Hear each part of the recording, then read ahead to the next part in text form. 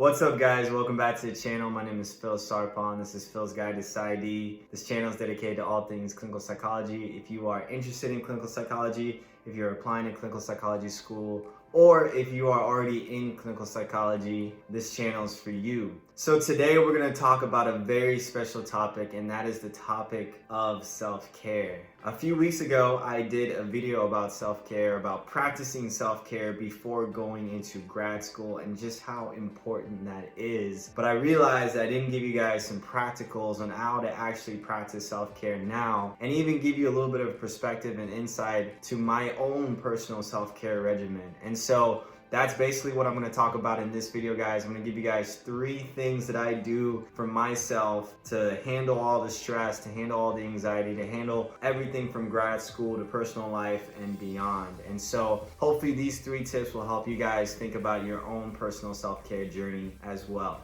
So the first tip that I want to talk about is wellness for the body. Everything that I'm going to talk about in this video is going to be relation to wellness. And so for the first tip, wellness for the body, that tip specifically is obviously meant for the body. I think a reason why it's so important to think about wellness for the body is that your body is a temple. Your body is the vessel in which you exist. If your body lacks energy, guess what? You're not going to be able to motivate yourself to do something. And so everything runs through your body. How you take care of your body is ultimately going to show in reflection to how your body takes care of you. And so one of the ways that I look at self-care is, how am I treating my body? How am I being well to my body? And these are just questions that I ask myself through the week is, how did I take care of my body this week? How did I take care of my body? How was I well to my body for today?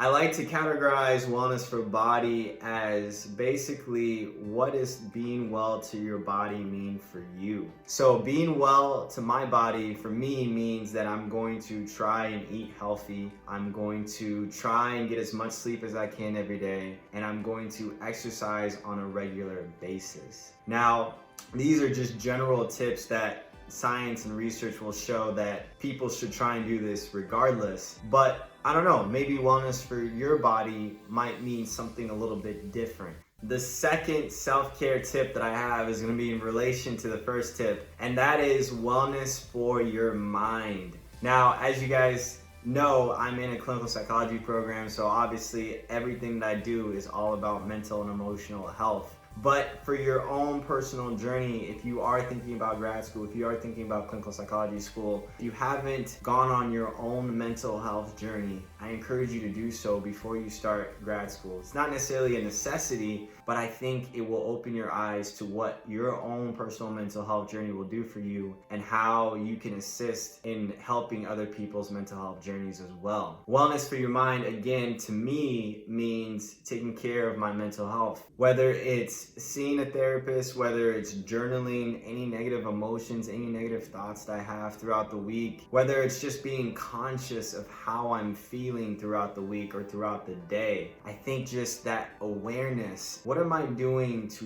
give wellness to my mind? Is my mind well? How is my mind well? How can I contribute to the wellness of my mind?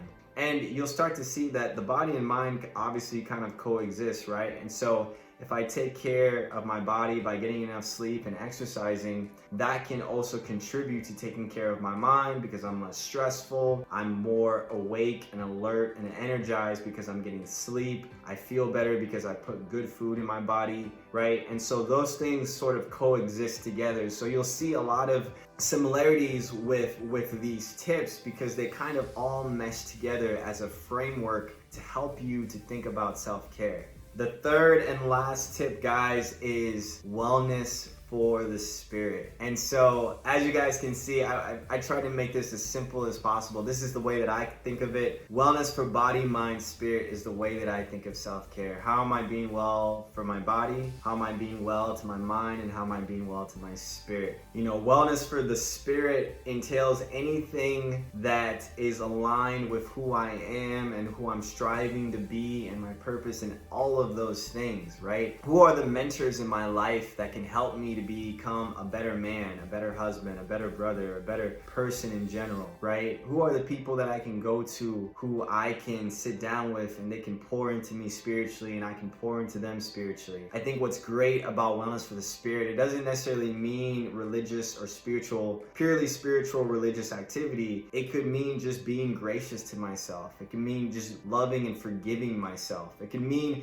contributing and serving the public, serving my communities. Anything that goes deeper than the body, that goes deeper than the mind, that literally fills myself up, that I'm here helping people. I think the best way that I've realized where I get to treat my spirit in a well way is when I give to people, is when I serve people, is when I help people. I'm living my life with purpose and I am living my life for a reason. And so it doesn't necessarily just have to be spiritual, religious ways, right? But it can also be those ways of community, of service, and of just being a better person. And so guys, that's it. That is wellness for body, mind, spirit. Wellness for body, mind, spirit helps me to think of my self-care in an easy format where if it's in relation to my body, I can make sure that I'm getting enough sleep. I can try and eat well. I can try and exercise. If it's in relation for my mind, I can make sure that I'm going to a therapist, that I'm conscious of my emotions and where I'm at in terms of my emotions and in terms of my mental health. And lastly, the spiritual health, wellness for my spirit. How am I contributing to my spirit on a consistent daily or weekly basis? And guys, remember this, for me, this isn't meant to sort of trap me into this, I have to check everything off the list. I've tried to incorporate this into my thinking, into my mind, and into just my way of life. And so as long as I know that I'm contributing in some way, whether it's small or big, to my wellness for body, mind, spirit, I can forgive myself for not having a good week, whereas I didn't get enough sleep, or I didn't eat well, or I didn't exercise, or I didn't do well with my mental health, or I didn't do well with my spiritual health.